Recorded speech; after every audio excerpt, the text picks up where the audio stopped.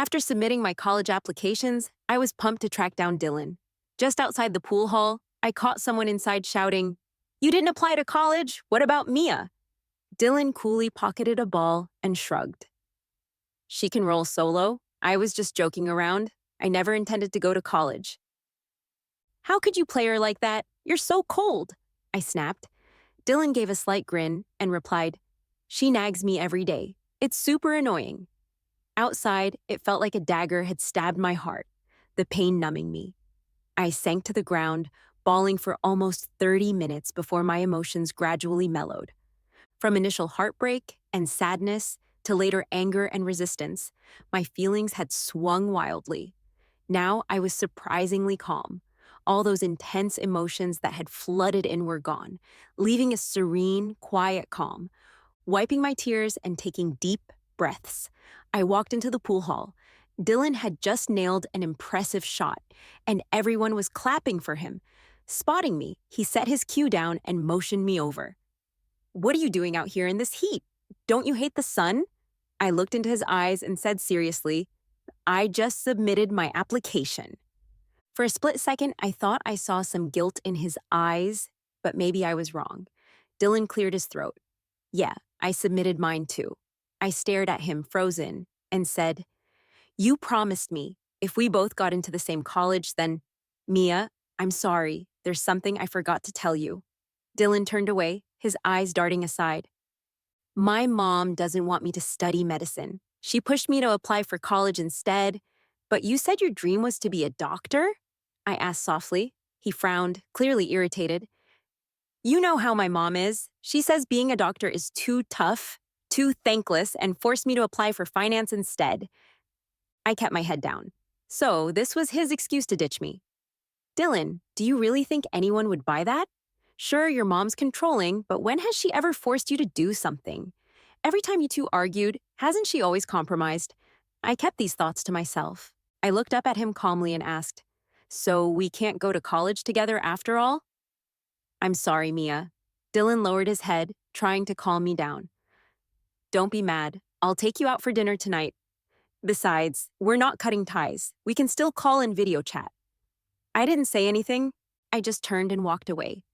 "Dylan, there won't be any more chances. I'll never reach out to you again." During the break, Dylan asked me out a few times, but I always made excuses to say no. Eventually, he stopped asking. Still, he was super active on Instagram, and I always saw his posts. He was living it up, hanging with friends, traveling everywhere. A few days ago, he was in the mountains, and now he's on the plains. Today, when I opened Instagram, I saw pics of him chilling by the beach. There were 6 or 7 friends in the group, all people I knew, his classmates and childhood buds. Both guys and girls were there, snapping tons of group shots. In one pic, he was facing away from the ocean, grinning widely. "Look at that! Without me, he's so happy." I remembered telling him once, "I want to see the ocean after graduation." Back then, he had snarkily replied, "What's so cool about the ocean?" He made it clear he didn't want to go with me, so I never brought it up again. Turns out, it wasn't that he hated the ocean, just that he didn't want to go with me. "Nagging me every day is really annoying," his words from the pool hall echoed in my head again. His impatience felt like a dull knife, cutting into me repeatedly. I never realized he was so fed up with me. Fed up to the point of lying to me, saying he wanted to be a doctor and aiming for college. When I applied, he quietly went for college instead. Did he really hate me that much, scared of ending up in the same place as me? I'm not shameless. I have my pride. If I had known he disliked me, I would have stopped clinging to him every day. I once thought he liked me too. Dylan and I grew up together. We were childhood friends, neighbors for over 10 years. Our families lived next door to each other. We first met in kindergarten. Back then, my family had just moved in, and since it was a new kindergarten, all my old friends were gone and I cried when I arrived. Dylan came over with a lollipop and patted my head saying, "A beautiful girl like you shouldn't cry." From then on, I became Dylan's shadow, following him everywhere, not just in kindergarten, but at home too. When I found out we were neighbors, I'd head straight to his house instead of even going into my own. My mom was clueless, but his mom was thrilled, saying she gained a daughter. Actually, Dylan's parents were surprised he could handle playing with me. Dylan used to say he didn't like playing with little girls, calling them too delicate and always crying. Why do you like playing with Mia? His mom once asked. Because Mia's pretty, like a doll, Dylan said, pinching my cheek. And she has dimples when she smiles. I love seeing her smile. I grinned foolishly. I love hanging out with you too. Thanks to our parents' indulgence and the kindness of neighbors, I grew up carefree and happy. Spoiled kids are usually pretty childish. Even in high school, I still saw myself as a little girl. I always thought of Dylan as an older brother, but Dylan was the one who first made us closer. He made me realize I had grown up and could have my own feelings. That's when I got my first love letter. I was shocked. A boy actually liked me, the kind of crush boys have on girls. I told Dylan about it, thinking he was joking, but he immediately changed his expression. Are you gonna date him? He asked seriously. I don't like that guy, I replied without hesitation. So if someone you like comes along, you'll date them?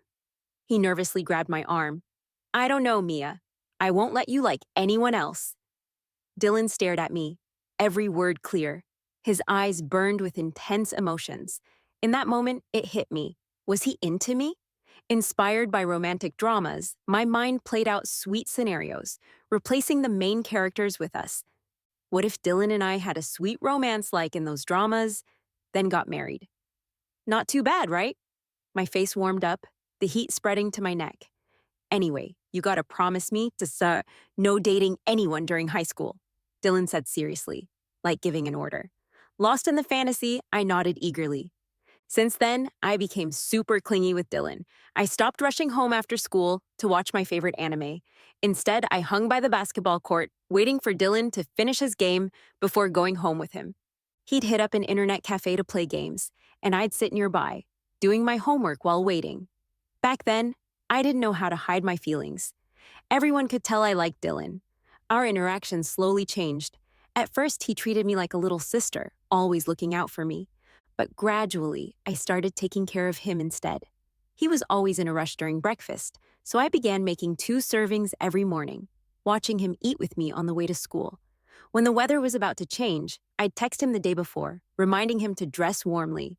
When he caught a cold, I was more worried than he was, prepping cold medicine for him. Initially, he teased me, calling me a little housekeeper, but later he got annoyed, saying I was like his mom, always managing everything. I felt hurt. I was just worried about him. One day, he finally snapped at me. It was winter break of our second year of high school. One evening, Dylan's friend was having a birthday party and invited him. Fearing his mom would disapprove, Dylan asked me to cover for him, saying he was going to study at a classmate's house and would stay over. Since I had a good rep with adults, his mom believed me and agreed he could stay out. But that night, while I was scrolling through Instagram, I saw pics from his friend's party. They were drinking. I was shocked.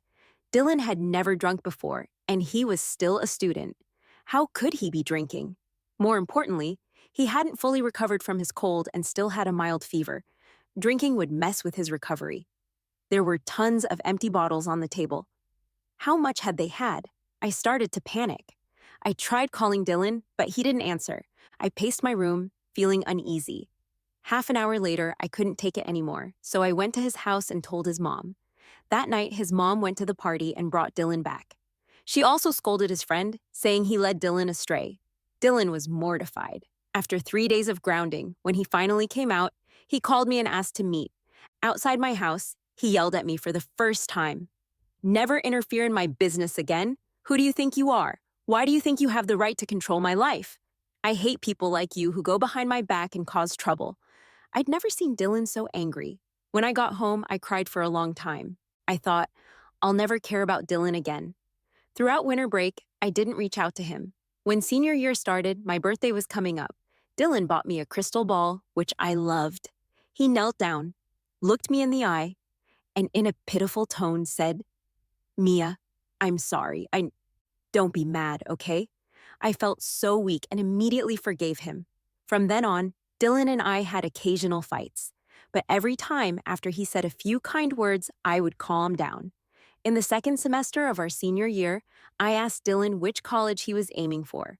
He said he wanted to be a doctor and was going for college A. What about you? He asked. Without hesitation, I said, Wherever you go, I'll go too. But I was worried I wouldn't make it, as College A had high standards. Dylan offered to tutor me.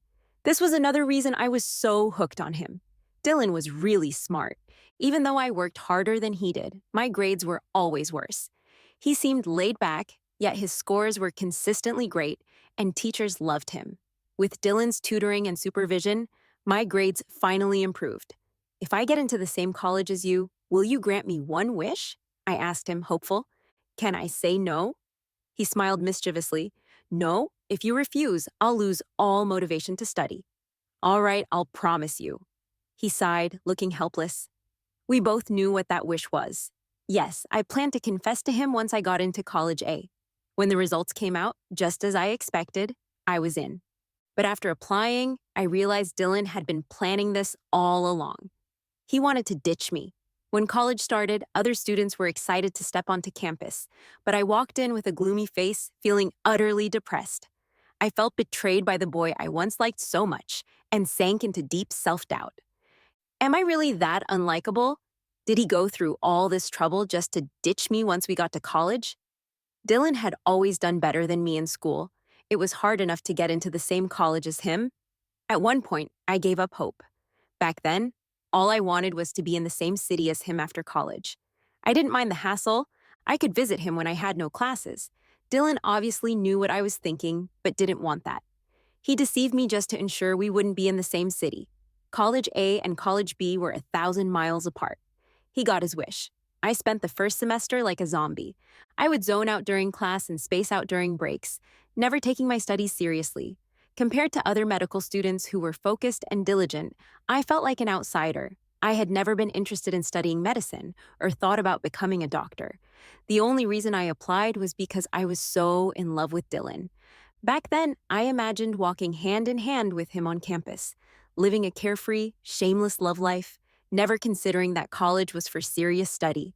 Things changed during the winter break of my freshman year. After the break, I flew back home. On the plane, a passenger next to me had a heart attack and stopped breathing.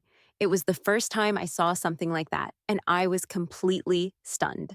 Amid the chaos among flight attendants and passengers, an older passenger took action and performed CPR.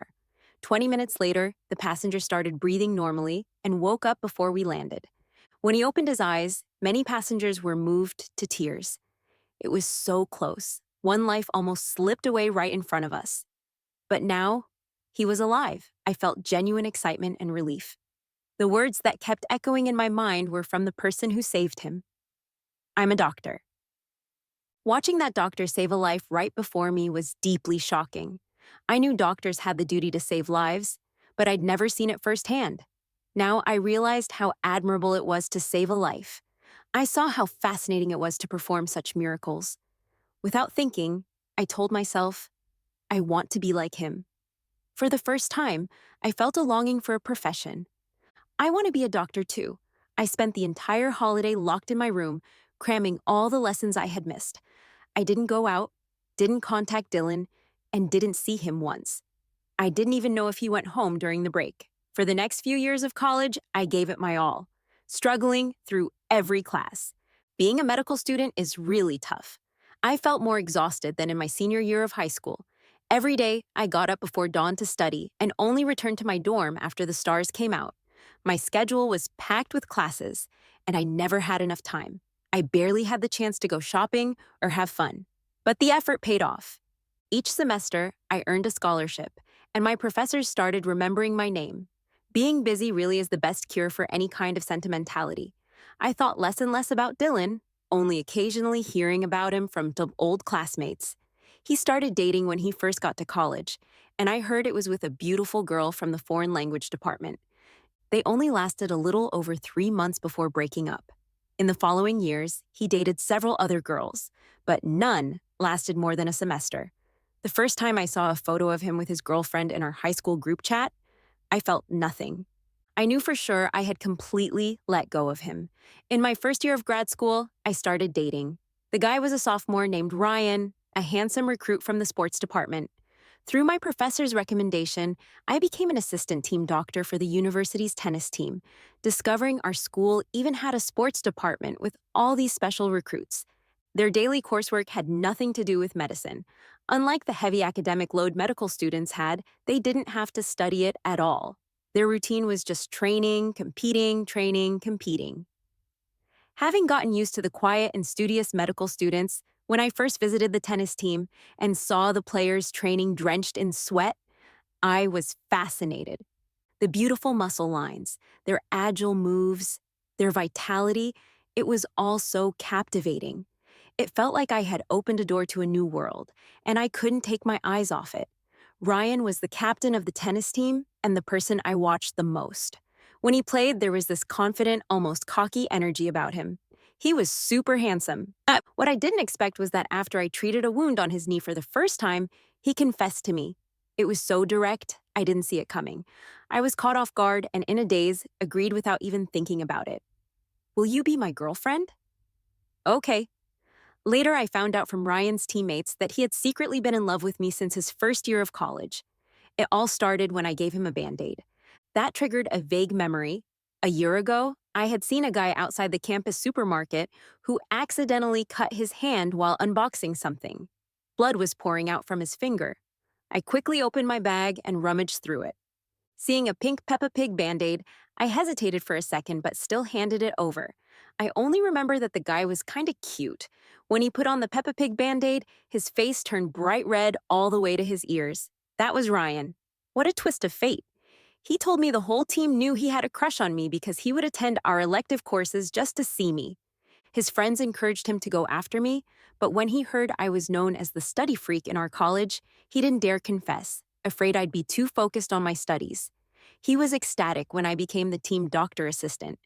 His teammates teased him, saying he acted like a peacock around me, showing off every skill he had to impress me.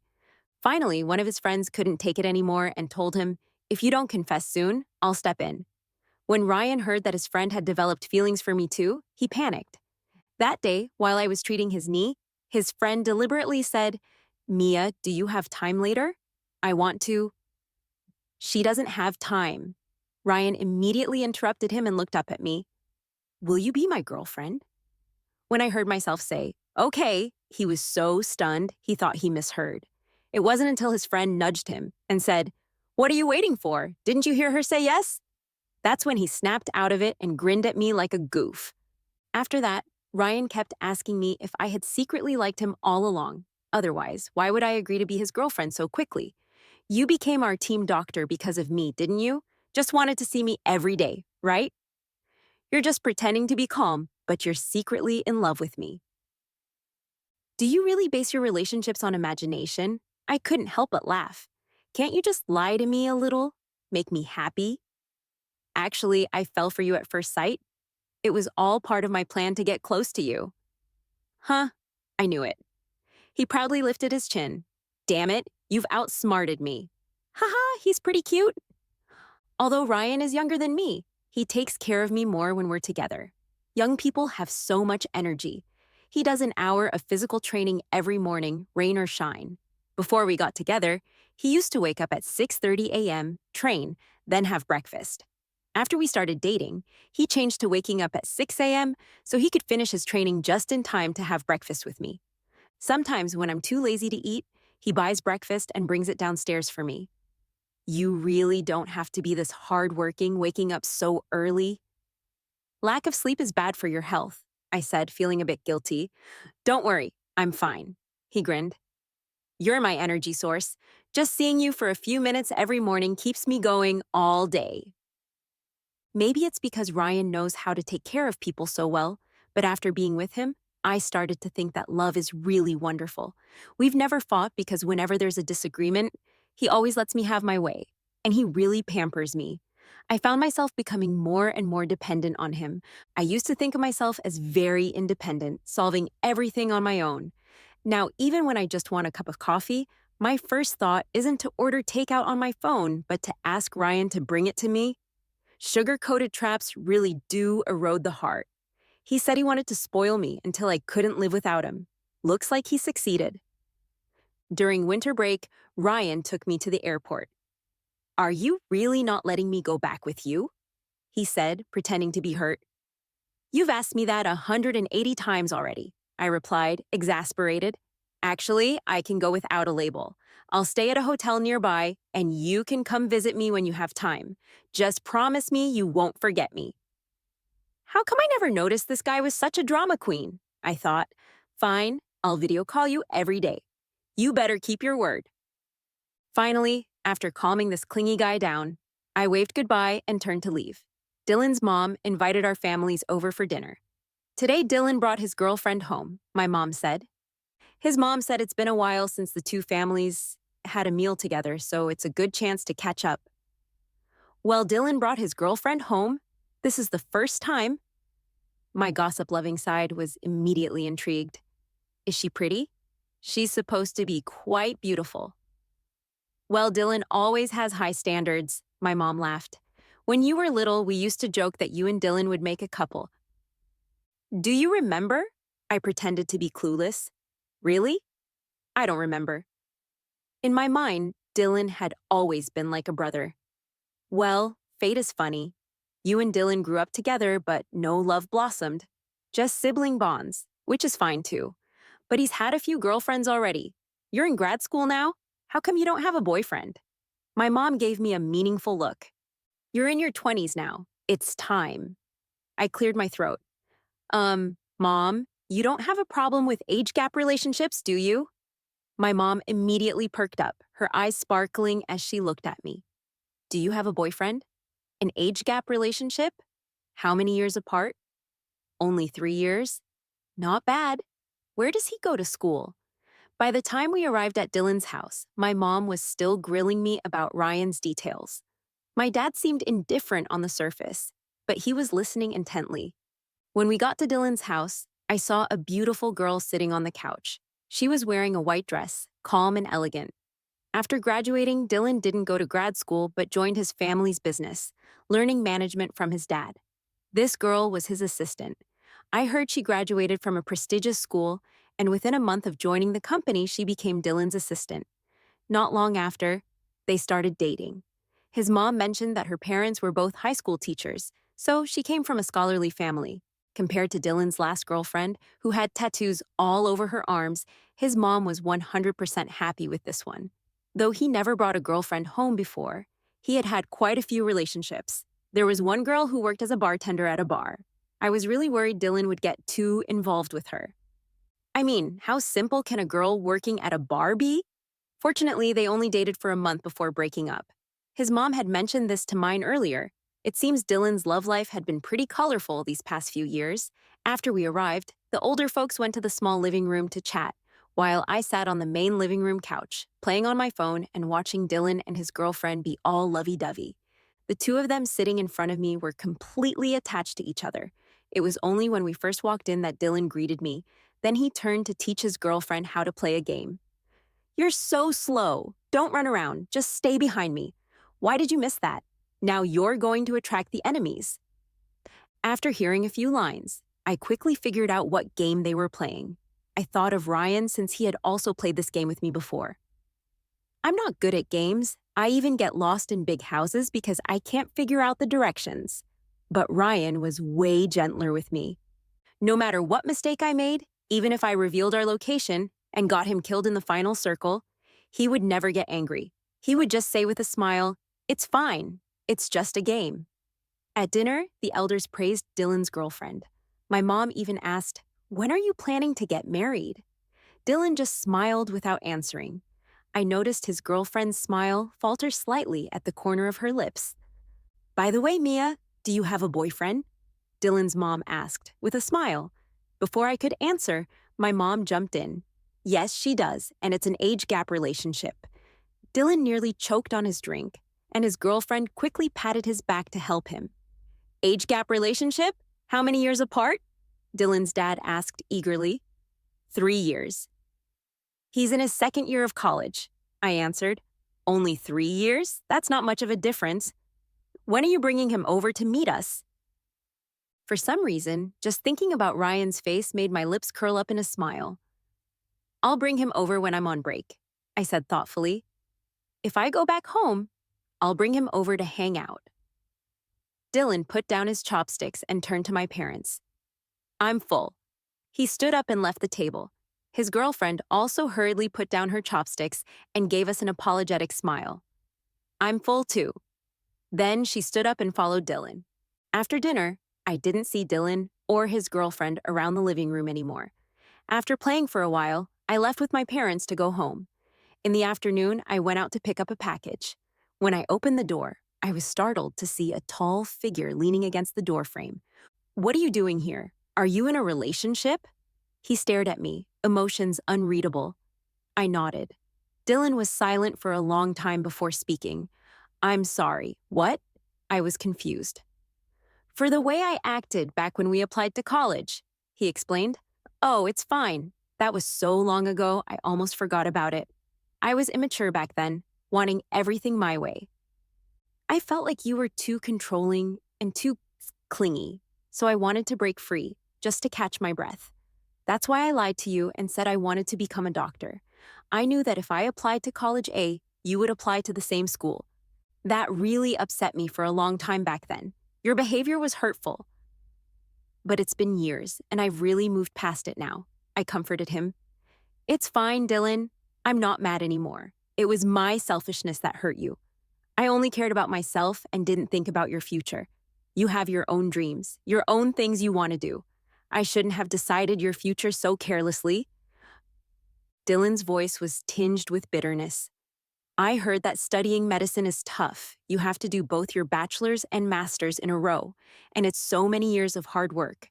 If you never wanted to be a doctor, it must be really hard for you. Actually, I like medicine, I interrupted him.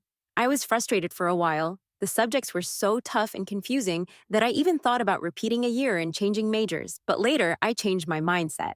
I fell in love with medicine, and now my dream is to be a competent surgeon. I even get a scholarship every year. I'm pretty awesome. Dylan chuckled softly, patting my head like when we were kids. Really? That's amazing? Of course, I said proudly. Well, I wish you the best of luck. Thanks. I felt a bit embarrassed. I'm sorry, Dylan. I used to be so clingy. I must have bothered you a lot. I was immature. Don't take it to heart. He smiled.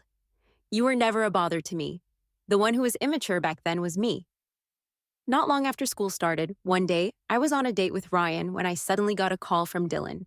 Are you free tonight? Let me take you out to dinner. He got straight to the point. I was surprised. But we're not even in the same city. How could you take me out to dinner? I'm coming for a business trip, but I already made plans with Ryan to have dinner tonight. Ryan, your boyfriend, right? Bring him along. What, do you think I'll eat you? All right then. 6 o'clock. I'll pick you two up at your school. After hanging up, Ryan asked, Who was that? Just a friend, my neighbor. He's here for a business trip and wants to treat us to dinner. At 6 in the evening, my phone rang right on time. Dylan said he was downstairs at my dorm. I was surprised. But I never told you my address, he replied casually. Is that so hard? Didn't you say you're famous for being the top student here? You can just ask any classmate. I quickly called Ryan to meet me downstairs at our dorm. When I went down, I saw Ryan already standing at the door. I jogged over and took his hand, heading outside. A black sedan was parked outside the dorm building. With its flashy logo and luxurious appearance, it looked outrageously expensive. Such cars are rarely seen on this simple campus, and many students were stopping to stare. Even more outrageous was the tall, handsome guy in a suit standing by the car. Not wanting to be the center of attention, I hurriedly pulled Ryan past the car and gave Dylan a look, signaling him to hurry. Dylan, being a gentleman, opened the car door for me to get in. Since there was a driver, Ryan and I sat in the back, and Dylan sat in the front passenger seat. Why do you look so flustered getting into the car? Dylan asked with a smile after the car started moving. Your car and your presence are just too flashy. I didn't want to be the center of attention, I laughed. My bad, Dylan apologized in a good-natured tone. When we arrived at the restaurant, I immediately saw the extravagant decor, and even more over the top, everyone inside was dressed in formal attire. Men in suits, women in evening dresses. Ryan and I stood out like sore thumbs. He was in sportswear, and I, even more ridiculously, was wearing a puffy down jacket. Once seated, I whispered to Dylan, Why such a fancy place? Didn't you say we were just having a casual dinner? Dylan chuckled. This is casual enough. I was worried Ryan might feel uncomfortable here, but he was eating as happily as anyone, acting completely at ease. I guess I was just overthinking it. After returning to campus, Ryan asked, confused, is Dylan really 3 years older than me? Yeah, he's the same age as me. I nodded. He looks so refined, but his actions are so childish. How do you mean? Ryan hugged me. He likes you, I can tell. Tonight he was just trying to show off in front of me to make me feel inferior, but I'm not falling for it. My inner strength is strong. Plus, you like me, that's my greatest wealth. He can never compete with that. No. How can that be? He has a girlfriend, and he's met her parents.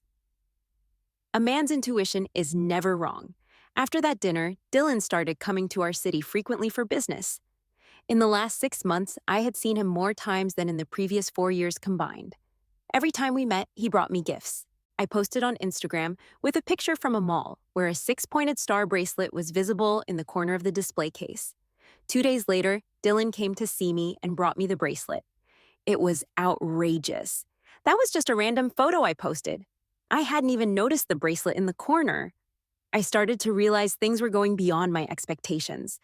When Dylan came to town again for business and asked to meet, I made an excuse to refuse. After rejecting him 3 times in a row, he called me. Are you avoiding me? No, I've just been really busy lately. I played dumb. I haven't even had time to hang out with my boyfriend. Ryan keeps complaining about me. Done. You don't need to spend time. Just tell me where to meet. I'll come, and we'll just meet briefly. Dylan, we're in a closed lab, and the professor is very strict. It's really inconvenient. I insisted on refusing. Then I'll wait downstairs at your dorm. You always have to come back to rest, right? I'll just see you for a moment. Dylan's tone was firm. I sighed. Looks like I had no choice but to meet him. That evening, when I returned to the dorm, Dylan was waiting downstairs. This time, he didn't bring his flashy car. To avoid standing out, he had changed into casual clothes instead of his usual tailored suit. Chestnut cakes, my mom asked me to bring them for you, he said, holding up a box. It's a gift from the elders. You can't refuse this time. I thought for a moment. Let's find somewhere to sit and talk. We sat at a small tea shop outside the back gate of the school. The small tables and cramped space made Dylan's long legs look even more out of place. I can tell you haven't been to places like this in a while. I spoke first. Without realizing it, we had become people from 2 different worlds. You're the CEO who frequents high-end places, while I'm just a student, buried in my studies. Mia, don't distance yourself from me like this. Dylan's voice was full of sadness. It hurts to hear you say that, but I'm just stating the truth. We grew up together, and that's fate. But after the college entrance exams, we went our separate ways, and our connection ended. That's the biggest regret of my life, Dylan said, his eyes filled with a sadness I couldn't understand. I didn't really get it. If I had known that separating from you would lead to this, I would never have done that, Dylan said, staring at me the whole time. Actually, I started regretting it shortly after school began. Mia, do you know what it's like to miss someone? I used to be annoyed with you for always clinging to me, wanting to be free. But now that we're apart and you're not by my side, I realize how much I can't live without you. He put his hands on his forehead. I didn't realize how important you were to me. You were like air. There, but invisible, and yet so essential. Back then, I hated always seeing you. Now that I'm in college, I realize how happy those days were. Now seeing you is so hard. I laughed. Do you even believe what you're saying, Dylan? You've had more girlfriends than you can count in these few years of college. Now you're playing the deep sentimental card with me? At this point, I was losing patience. I didn't even want to see him again. Our families were neighbors, and our elders had a good relationship. I had been played with over something as big as college applications, but since it was already in the past, I chose to let it go for the sake of our family's relationship. But that didn't mean I respected his character. I could maintain a surface-level peace for the elders, but privately, I would never get any closer to him. This is what happens when you make one mistake, you keep making them, Dylan said with a bitter smile. I was young back then, and didn't understand where all that inexplicable pride came from. I thought if I contacted you first, it would make me seem lower, so I refused to take that first step. I thought that if I had a girlfriend, I wouldn't think about you anymore. But even after dating someone, that emptiness inside me still couldn't be filled. I realized that wasn't what I wanted. I even had my friends leak the news of my relationship to you, hoping you'd reach out to me. But there was nothing on your end. I couldn't accept that, so I changed girlfriends again and got stuck in a vicious cycle. You've got an interesting way of thinking, I said bluntly. So you've always liked me. And the way to show you like someone is by constantly changing girlfriends. Well, that's just your own fault. Yeah, it is my fault, he admitted directly. When I found out you had a boyfriend, I realized how wrong I'd been all these years. You weren't just angry with me, you really had let me go. I was so sure that you hadn't been in a relationship all these years, thinking you were waiting for me. No one waits for another person forever. Look, like, I'm not that naive and you're not worth it. I know. I don't deserve you to wait for me. I was wrong. And I know that now, he said desperately, grabbing my hand. Mia, I'll change. If you like someone like Ryan, gentle and caring, I can be like that too. From now on, I'll be whatever you want me to be. Can you give me one more chance? I pulled my hand away firmly. I have a boyfriend, and I like him. You have a girlfriend. I've broken up with her. I don't have a girlfriend anymore, he said urgently. That's your problem, I said coldly. But I won't break up with my boyfriend. This is the last time I'm seeing you. Don't come looking for me again. It's annoying. As I stood to leave, I saw Dylan slumped over the table, his shoulders shaking. After that, Dylan never tried to contact me again. It was for the best. Ryan and I were in a solid relationship, still very sweet. After graduating from grad school, I joined the hospital back home and became a surgeon, just as I had hoped.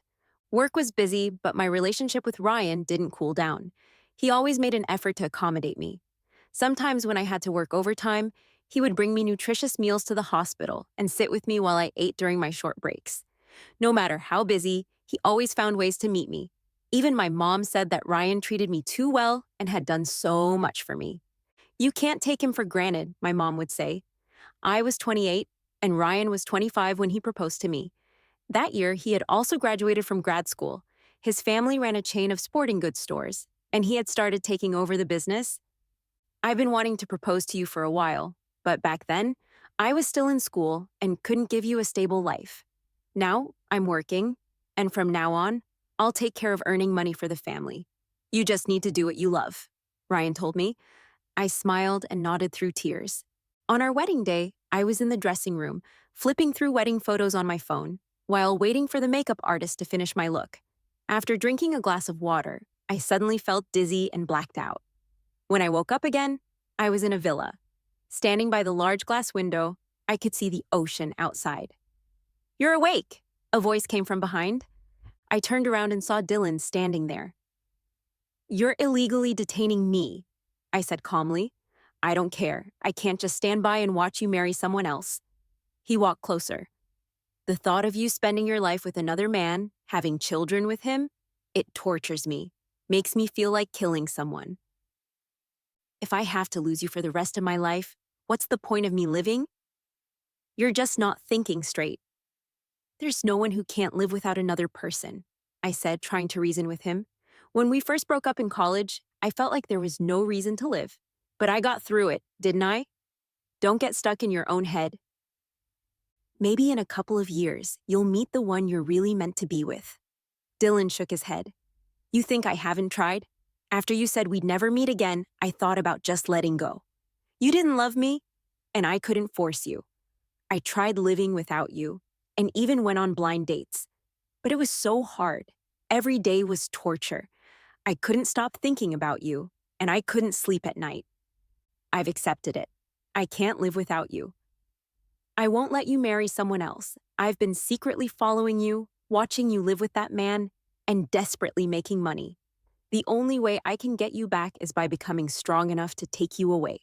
You're crazy. Just consider me crazy. You said you liked the ocean, didn't you? I specially bought this seaside villa for you. Do you like it? Dylan said, his eyes full of tenderness. From now on, we'll live here together. You need help. You should see a therapist, I said coldly. Dylan seemed not to hear me and continued talking. When I figure out how to get our marriage certificate, we'll be legally married. From now on, we'll live here, and you'll give me 2 lovely children. Whatever you want, I can give you. I just want to leave here. My cooking's not great, but I'll do my best to make it work for now. When you behave better, I'll hire a chef to cook for us. For now, this is our world, and I don't trust anyone else coming here. Dylan, don't keep making mistakes. It's not too late to turn back now. Do you like flowers and plants? I'll have more planted in the garden for you. I realized Dylan was losing his grip on reality. To avoid provoking him, I kept my tone calm, not doing anything extreme, not getting angry, not yelling, not throwing things. It was just the two of us here, and I had to think about my safety. I didn't have my phone, and there was no phone, TV, or computer in the villa. The villa doors were locked, and I couldn't leave. I'd been here for 2 months, completely cut off from the outside world. But I wasn't too panicked. So far, Dylan hadn't shown any intent to harm me. At least my life wasn't in danger. And Dylan spent every day here with me. After disappearing with him for so long, my parents and Ryan would surely connect the dots. I believed they would find me. Maybe because I was obedient enough, Dylan began to relax more. Occasionally, he would leave the villa for a day or two. He must have been handling business matters. After all, living here required a lot of money to maintain. I breathed a little easier. As long as he went out, he'd leave traces behind, and my hiding place might be found. Over 3 months since the wedding day, I finally waited for the police to arrive. Along with the police, my parents and Ryan were there. When they barged into the villa, Dylan and I were eating together. Seeing them, I ran toward them. When the police took him away, Dylan actually had a smile on his face. That's enough. These 3 months were stolen time. Having spent them with you, I'm already content, he said calmly. I knew this day would come sooner or later. Do you think this is fair to your parents? They worked hard to raise you, not for you to give up your own life for someone else, I said, feeling no sympathy for him, only pity for his parents. I owe them. I've left enough money for them. I believe they'll be fine without me, he said without a hint of guilt. I just love you too much. Love? I scoffed. No, you don't love anyone. You only love yourself. If you truly loved someone, you wouldn't disregard their future and force them to attend a school they're not interested in. If you really loved someone, you wouldn't go through one girlfriend after another. If you loved someone, you wouldn't do things to hurt them. Back when I graduated, I wanted to work at a better hospital, but couldn't get in. You were the one who sabotaged it, weren't you? Just to push me back to the hospital in my hometown. You never cared about my wishes, and now you still have the nerve to say you love me? No, Dylan, you've never understood love. You're just selfish, I interrupted. You only ever think of yourself and never consider anyone else's feelings. No, Dylan said, crouching down in pain. I love you, only I know how much I love you. In his delirium, he was forcibly taken away by the police. Turning around, the 3 people I loved most were waiting for me. Ryan took my hand. Let's go home. Yeah, home. I nodded, tears in my eyes. Love is the most complicated emotion in the world. Maybe love has different ways of expressing itself, but at the very least, love is not about hurting someone. If someone uses the name of love to hurt others, the only thing we can do is quickly distance ourselves.